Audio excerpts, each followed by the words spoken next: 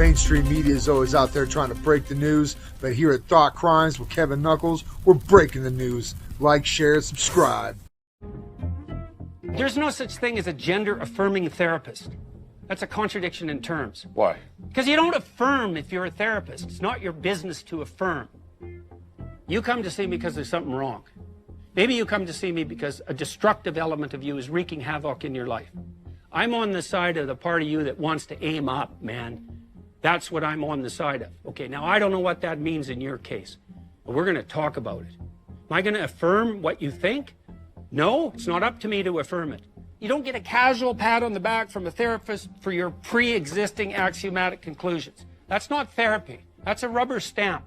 Is anybody at any point explaining to these kids the real long-term consequences of hormones and puberty blockers? I don't think they're explaining it to the kids. So that has frightened me, that it's become, that we're even talking to the kids about it at 10. We're presenting it in schools. So this generation, they're the lab rats. Biological sex, binary. It's been binary for like 100 million years, longer than that. Temperament is not binary, temperament or personality. So that's gender. Temperament is gender? Well, gender is not a good word because it's vague and it isn't measurable. So do we need it? Why can't we just say temperament? What do we even need the word gender for? Well, I don't need it.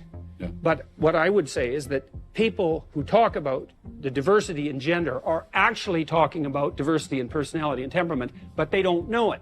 You can have a masculine temperament if you're a woman. Maybe 1 in 10 women have the average temperament of a man. And you can have feminine men temperamentally. And it's not that uncommon because the differences between men and women temperamentally aren't that great. There are masculine girls. There are feminine boys. What are we going to do about that? Carve them up? You, as someone who started your professional life, transgender care. Yeah. Now you're sitting here talking to me. And I'm a dangerous man, I've been told. Mm-hmm. Are you worried about reprisals? Are you worried about how this is going to play among your professional peers? I am worried that I can't have conversations with any other peers. I don't know any other peer that will speak to me around these things that question it. I just don't think developmentally this is helpful to our children. You step wrong as a therapist, you say the wrong thing once and like your bloody career is over. And now it's the same with physicians. How's that going to work? You're going to go have an honest conversation with your physician when he's terrified out of his mind that he'll say something politically incorrect during the diagnostic process? Hey man, you're sick with whatever you want to be. See you later. You want a prescription for something?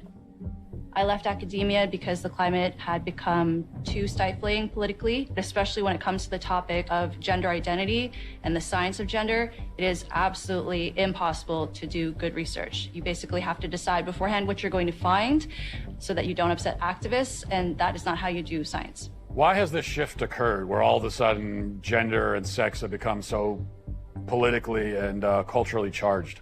There's a really ugly history between sex researchers and transgender activists.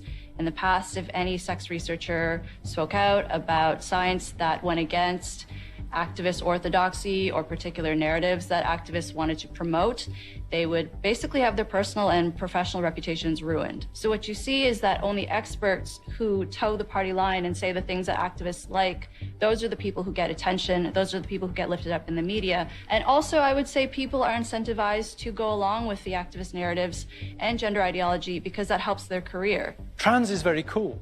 Trans is a way of giving yourself value, given the way society at the moment is functioning. All of the things that used to give us anchors of identity have become very fluid or very volatile in recent years. And into that context, I think what you find then is new identities start to fill the void or the vacuum. Whereas in the past, I might have got my sense of self-worth from being part of the village where I grew up. Now I might get my sense of self-worth through being part of the online community that I connect with, or part of the sexual identity community. So now we are seeing kids that are identifying as animals going to school, and they are purring instead of answering questions, and they meow. And the teachers are not allowed to question it because it's considered a queer identity. So you have kids that are going to school and they're saying, I'm a cat. Mm-hmm. And the teachers have to affirm them as a cat. Yes. So it's So not schools just are the like young ones. literal zoos now, basically. They are.